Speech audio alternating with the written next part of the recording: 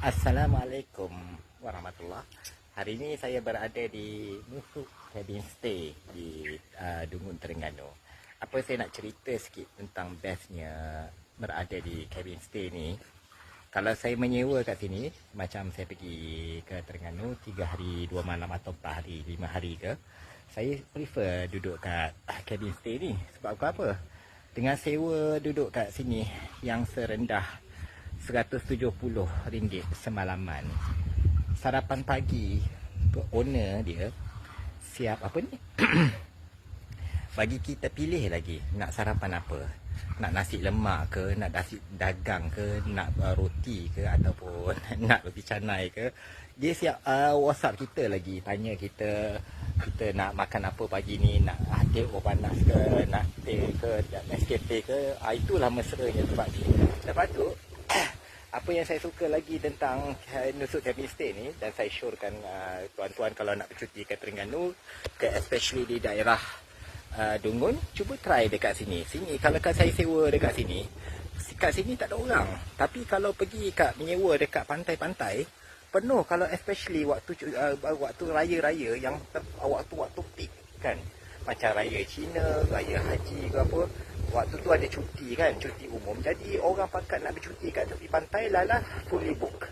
Tapi kat sini, saya menyewa kat sini dalam kawasan hutan, tepi hutan ni macam ni, yang redup, yang angin dia redup, sejuk-sejuk, dengan cuaca pun redup, macam lebih kurang nak macam musim terkejut, tengkujuh tu. Jadi kita rasa macam tenang je kat sini. Satu lagi yang saya suka kat sini, selain daripada owner dia yang mesra, setiap kali saya menyewa kat sini dengan harga 170 lah kan, saya dapat rasakan seolah-olah the whole area ni jadi saya punya kawasan. Dah yalah, tak ada orang kat sini. Jadi kolam ni saya punya, nak mandi anytime saya nak mandi, boleh pagi ke petang ke tengah hari ke malam ke. Macam owner dia tak kisah, sebab anytime saya nak owner. Jadi tak berebut dengan siapa. Ada cabin stay dia memang cantik lah, dengan aircon apa semua, iron semua lengkap. Belakang saya nak trekking, jungle trekking dekat Bukit Syatok. Kita boleh masuk, kita boleh buat jungle trekking kat situ.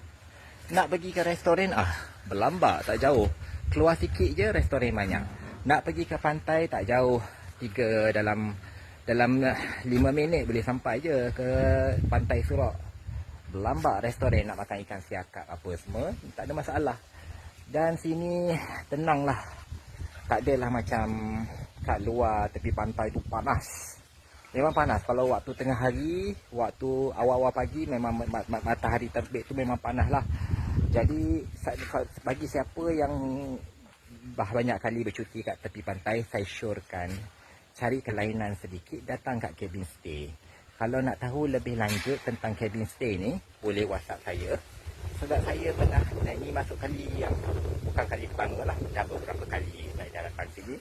Siapa nak tanya lebih lanjut, boleh WhatsApp saya dekat 013 3410 600.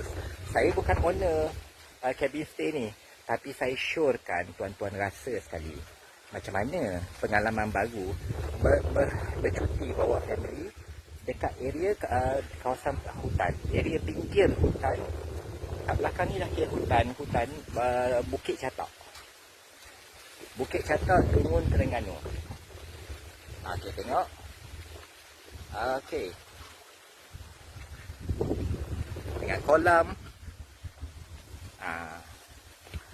Saya awal-awal pagi, saya keluar daripada kawasan ni, jalan kaki ke Bukit Syatok tu, masuk trekking. Okey. Saya stop di sini dulu. Sekali lagi saya ulang, 013 3410 600. Saya syorkan tuan-tuan dan puan-puan ambil pengalaman baru bercuti kat sini kalau pergi ke Dungun, Terengganu. Assalamualaikum.